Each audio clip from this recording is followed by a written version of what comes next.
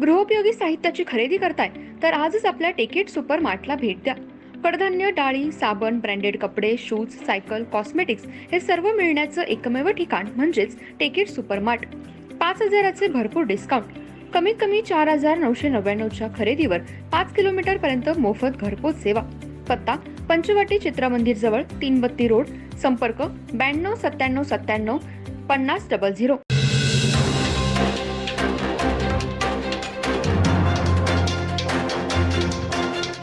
नमस्कार, मी तेजस्विनी मगदूम. एम मराठीमध्ये आपल्या सर्वांचं स्वागत आहे. पाहूया ठळक घडामोडी. कोल्हापूर जिल्ह्यातील श्री क्षेत्र नृसिंहवाडी येथे आज गुरुपौर्णिमेसाठी हजारो भक्तांनी मोठी गर्दी केली होती.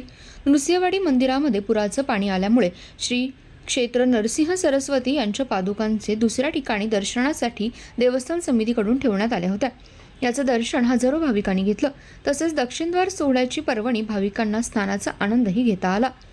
कोल्हापूर जिल्ह्यातील शिरोळ तालुक्यातील श्री क्षेत्र नरसिंहवाडी येथे गुरुपौर्णिमेनिमित्त श्री दत्त मंदिरात श्रींचे दर्शन घेण्यासाठी भाविकांची अलोट गर्दी झाली. गुरुपौर्णिमा व चढता दक्षिणद्वार या दोन्ही पर्वणीचा लाभ घेत भाविकांनी दिगंबरा दिगंबरा श्रीपाद वल्लभ दिगंबराचा गजर केला.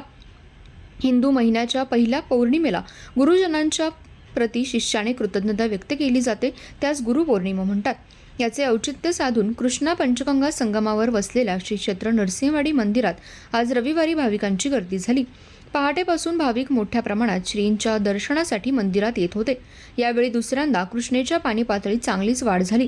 त्यामुळे पुराचं पाणी मंदिरात घुसल्याने श्रींचं उत्सव मूर्ती श्री नारायण स्वामी मंदिरात दर्शनासाठी ठेवण्यात आली. तेथे नित्यकर्म पूजा अर्चा सुरू असून या ठिकाणी भाविकांच्या दर्शनासाठी रांगा लागल्यात. तर दत्त देवस्थानच्या वतीने पुराच्या पाण्यात जाऊ नये अशा सूचना भाविकांना देऊन सुरक्षिततेच्या दृष्टीने बॅरिगेड्स लावण्यात आलेत. दरम्यान श्री क्षेत्र नरसिंहवाडी येथे मुख्य मंदिरात अंदाजे 3 फूट पाणी आहे. येथील मुख्य बाजारपेठ ही भाविकांच्या गर्दीने फुलून गेली.